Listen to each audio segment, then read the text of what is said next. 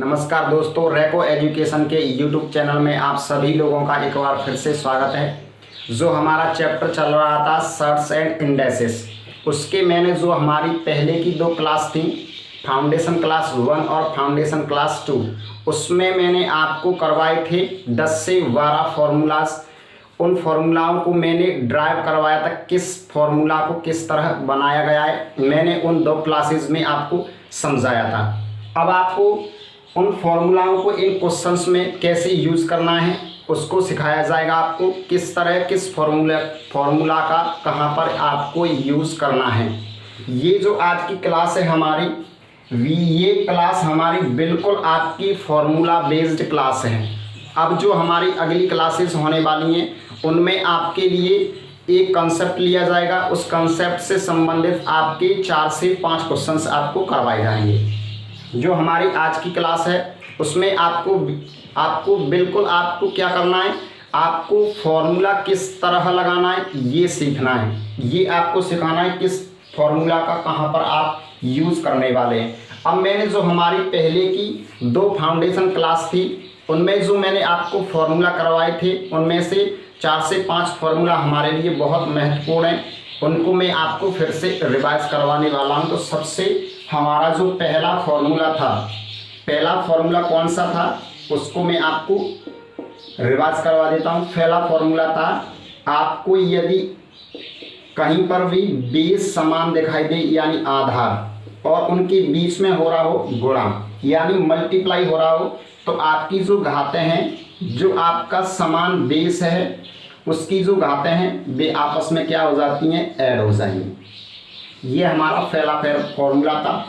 और second formula था, जब आप भाग दे रहे हो लेकिन यहाँ पर भी आपका बेस क्या होना चाहिए, बेस आपका ऊपर और नीचे समान होना चाहिए, तभी आप इस फार्मूला का यूज़ करेंगे। यानी ऊपर घात है आपकी m और नीचे a पे ही घात है आपकी n, तो यहाँ पर आपका क्या होगा, फाइनली m माइनस m। और थर्ड नंबर का जो हमारा फार्मूला था, यदि a पे घात m है, इसके बाहर कोष्टक के बाहर है आपकी n, तो जब भी आपको कोष्टक दिखाई दे, अब आप जब कोष्टक को आप हटाओगे तो आपकी जो अंदर घात है और जो बाहर घात है उन दोनों का क्या हो जाएगा, मल्टीप्लाई करके आप लिख देंगे। तो a पे घात आएगा m इंटू n। और इसके बाद हमारा फोर्थ नंबर का फॉर्मूला था, फॉर्मूला क्या था, f e पे घात m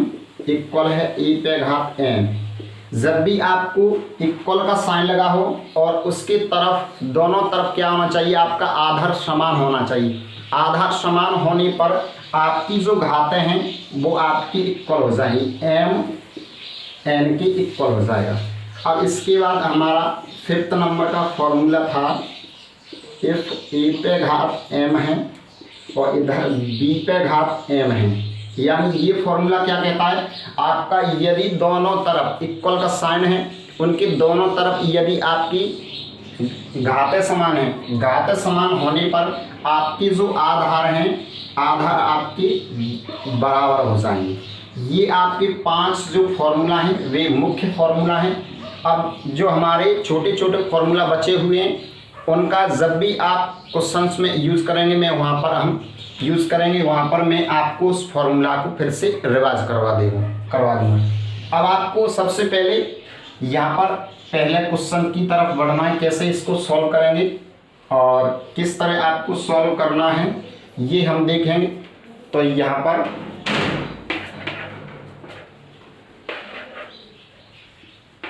पहला क्वेश्चन हमारा क्या कहता है। अब पहले क्वेश्चन में हमें एक फॉर्मूला है जिसका यूज़ करना है। जब भी आपको निगेटिव घात दिखाई दे उसको पॉजिटिव करना है, तो आपके लिए एक फॉर्मूला था। क्या फॉर्मूला था आपका, a पे घात यदि निगेटिव है m, तो इसको यदि आपको पॉजिटिव में बदलना है तो आप इसके नीचे 1 मानेंगे, और यदि आप इसको पलट के लिख दें, 1 को ऊपर और a को नीचे। अब मैंने इसको पलट के लिख दिया है, तो जो घात आपकी निगेटिव थी वो आपकी हो जाएगी पॉजिटिव। अब इसी फॉर्मूला का आपको पहला जो क्वेश्चन है इसमें यूज करना है। यहाँ पर देखेंगे आप तो यहाँ पर 2 पे घात -1 है, तो आपको जो 2 लिखा हुआ है उसको आपको पलट के लिखना पड़ेगा।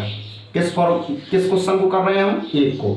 अब मैं यहाँ पर यदि 1/2 लिख दूं तो यहाँ पर क्या हो जाएगा आपका, ये घात आपकी निगेटिव थी वो पॉजिटिव हो जाएगी, प्लस यहाँ पर भी आपकी निगेटिव घात है, तो जब मैं इसे पलट के लिख दूंगा तो ये घात जो आपकी है वो पॉजिटिव हो जाएगी। यहाँ पर पहले से ही पॉजिटिव है तो यहाँ पर आएगा 2, यहाँ पर है 1/4।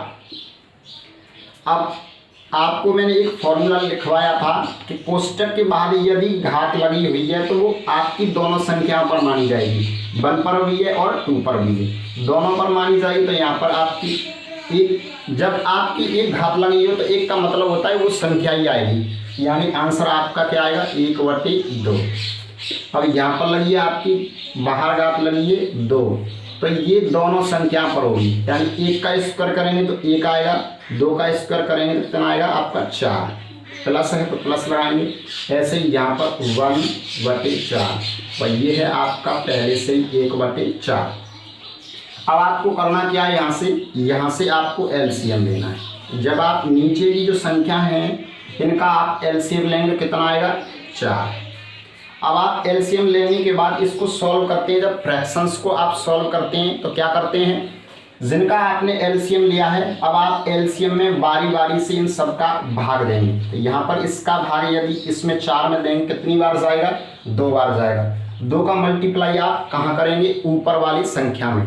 जब आप इसमें करोगे 2 बार गया है, 2 का मल्टीप्लाई करेंगे 1 से तो यहाँ पर 2 आएगा, यहाँ पर 1 बार जाएगा, 1 का मल्टीप्लाई 1 से करेंगे 1 आएगा, यहाँ पर भी 1 आएगा, ऐसे ही यहाँ पर 1 आएगा। जब आप ऊपर वाली संख्याओं को ऐड करेंगे कितना आएगा 1 2 3 और 3 और 2 कितने हो जाएंगे 5। तो जो पहला हमारा क्वेश्चन था इसका आंसर आया है आपका 5/4। अब इसमें क्या किया है आपने, जहाँ पर जो फॉर्मूला है उसका आपने किस तरह आपको यूज़ करना है वो है, और आपका कैलकुलेशन है। आपको इतनी जो छोटी सी कैलकुलेशन है वो आपको आनी चाहिए, यानी आपको जो फ्रैक्शन है इनको कैसे एलसीएम लेना है, कैसे इनको ऐड करना है वो आपको आना चाहिए। अब हम चलते हैं क्वेश्चन नंबर 2 की तरफ, किस तरह हमें इस क्वेश्चन को सॉल्व करना है। अब क्वेश्चन नंबर 2 को आप देखोगे तो मैंने आपके लिए एक फॉर्मूला लिखवाया था, उसको मैं पहले ही लिख देता हूँ। ए पे घात m है और ए पे ही घात है n, तो अंदर घात और बाहर घात क्या हो जाता है, इन दोनों का मल्टीप्लाई हो जाता है।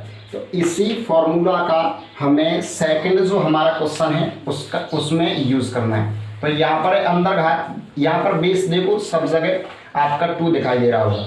अब यहाँ पर यदि आप देखोगे तो यहाँ पर अंदर घात है आपकी 3 और बाहर घात है आपकी 4। जब 3 का 4 से मल्टीप्लाई करेंगे तो कितना आ जाएगा, 2 पे घात आ जाएगा 12। मल्टीप्लाई का निशान तो उससे लगाएंगे। अब यहाँ पर करोगे 2 3 6, तो यहाँ पर 2 पे घात आएगा 6 और यहाँ पर आपका पहले से ही 2 पे घात 3। अब हमें यहाँ पर देखना है, यहाँ पर आपका बेस 2 नहीं है तो मैं इससे पहले आपको अलग से सॉल्व करवा देता हूँ। जब आप देखो 4 पे घात 4 है, यहाँ पर क्या है 4 पे घात 4। अब मैंने बताया था आप 4 को कैसे लिख सकते हो, 2 × 2।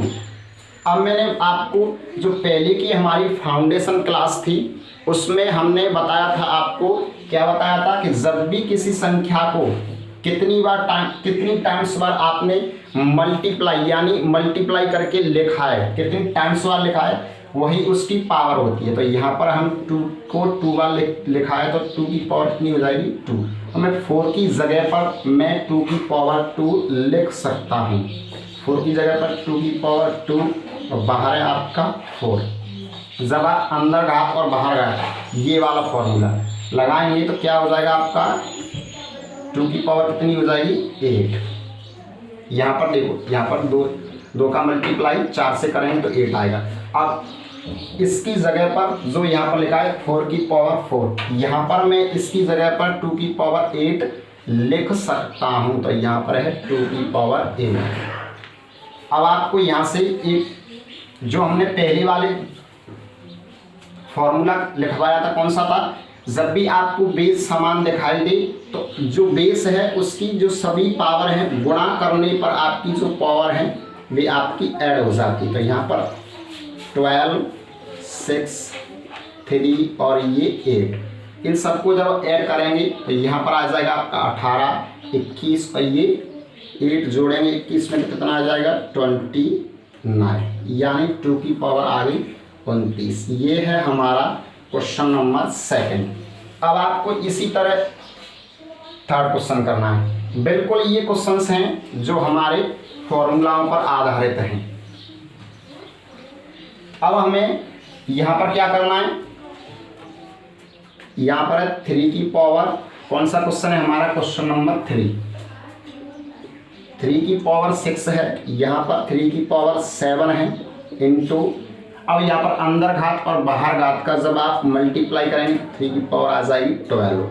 यहाँ पर अंदर घात और बाहर घात का क्या करेंगे, यहाँ पर 3 की पावर कितनी आ जाएगी 8। इसी तरह आपको इसके बटे में सॉल्व करना है, तो यहाँ पर आएगी 3 की पावर 4। देखो 2 से 2 का मल्टीप्लाई करेंगे 4 आएगा, यहाँ पर 3 का मल्टीप्लाई 2 से करेंगे कितना आएगा 3 की पावर 6। अब आपको वही फॉर्मूला फिर से लगाना है, गुणा करने पर आपकी घातें क्या हो जाती हैं ऐड। तो जब आप इनको ऐड करेंगे तो यहाँ पर आ जाएगा आपका, देखो 8 और यहाँ पर 12 है 20 हो जाएगा, यहाँ पर 27 और 6 कितने हो जाएंगे 33, तो 3 की पावर आ जाएगी आपकी 33। नीचे जोड़ोगे तो 6 और 6 4 कितने हो जाएंगे 10, तो 3 की पावर आ जाएगी आपकी 10। अब आपके लिए एक फॉर्मूला लिखवाया था मैंने, ए पे घात m है और ए पे ही घात कितना है m, तो ये क्या होता है भाग देने पर यदि आपका बेस समान है तो ये आपकी घात हैं, जो ऊपर की घात है उसमें से नीचे की घात आप माइनस कर देंगे। तो यहाँ पर यही करना है आपको, यहाँ पर आपकी 3 पे घात 33 है और इसमें से नीचे की जब आप घात घटाओगे तो क्या बचेगा आपका, यहाँ पर आ जाएगा आपका 3 की पावर 23। ये है आपका क्वेश्चन नंबर 3। 3 की पावर कितना आया है आपका 23। आशा करता हूँ आपको चीज़ें बिल्कुल क्लियरली समझ में आ रही होंगी। आपको फॉर्मूला आपको याद होने चाहिए, तभी आप इन सवाल को कर सकते हो।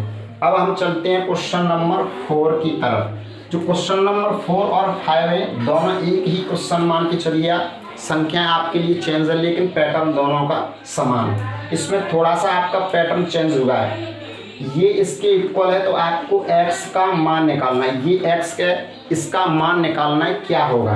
तो हम क्या करेंगे, जो हमारे यहाँ पर फॉर्मूला लग रहे हैं उनको हम लगा देंगे। तो क्वेश्चन नंबर कौन सा है हमारा, क्वेश्चन नंबर 4 है। अब 5 की पावर यहाँ पर 16 है, यहाँ 5 की पावर देखो अंदर घात और बाहर घात का जब आप मल्टीप्लाई करेंगे तो 5 की पावर आ जाएगी 10। यहाँ पर है 5 की पावर 12। अब आप इधर देखोगे तो यहाँ पर लिखा है 5 की पावर 2x इंटू 5 की पावर 8। अब आपको वही फॉर्मूला फिर से लगाना है, गुणा में घात क्या हो जाती हैं आपकी जुड़ जाती हैं। तो यहाँ पर जब आप जोड़ोगे 16, 10 26 और 12 कितने हो जाएंगे 38। अब यहाँ पर आया है 5 की पावर 38, इधर आप जोड़ोगे तो बेस आपका 5 है, जब आप इन दोनों को 2x प्लस 8 ये दोनों आपकी घात क्या हो जाएंगी जुड़ जाएंगी। अब यहाँ से हमारा एक और फॉर्मूला था जो मैंने आपको 4th नंबर का फॉर्मूला लिखवाया था। यदि आपकी क्या हो ए पे पावर ए की पावर कितनी है m बराबर है a की पावर n, जब आपकी दोनों तरफ क्या होनी चाहिए बेस, यदि दोनों तरफ समान हैं तो आपकी घातें क्या हो जाती हैं इक्वल हो जाती है। तो यहाँ पर ये घात है, यहाँ पर ये घात है, बेस आपका दोनों तरफ 5 और इधर भी 5, बेस समान है, बेस समान होने पर आपकी घातें क्या हो जाएंगी इक्वल। तो यहाँ पर है आपका 38 घात और इधर है आपकी 2x प्लस में है 8। जब आप 38 में से 8 घटाओगे तो कितना बचेगा आपका 30। मैं 2x को इधर लिख लेता हूँ, 2x इक्वल टू 30, इसमें से इसको माइनस कर दिया।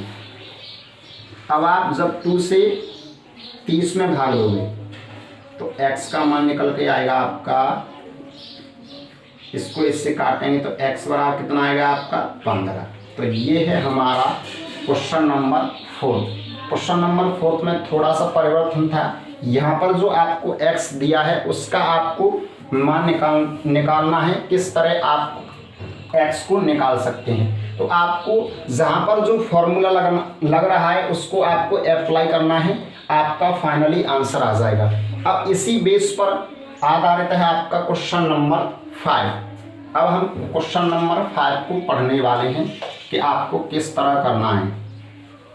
यहाँ पर भी आपको क्या करना है, x का मान ज्ञात करना है। तो यहाँ पर हम पहले जो फॉर्मूला था, पहला वाला फॉर्मूला है हमारा, जब भी आप गुणा करें तो आधार पर आपका आधार है 3, यहाँ पर भी 3 है, यहाँ पर भी 3 है। जब भी आपको आधार समान दिखाई दे और आप क्या कर रहे हैं, मल्टीप्लाई कर रहे हैं, तो जितनी भी आपकी घातें हैं वो सब क्या हो जाएंगी, ऐड। यहाँ पर है आपका 6, यहाँ पर है आपका 16 और यहाँ पर है 4। जितनी भी घातें हैं वो सब ऐड हो जाएंगी। यहाँ पर है 3 की पावर 2x। जब आप इनको जोड़ोगे तो 3 की पावर कितनी आ जाएगी आपकी, 3 की पावर आ जाएगी आपकी,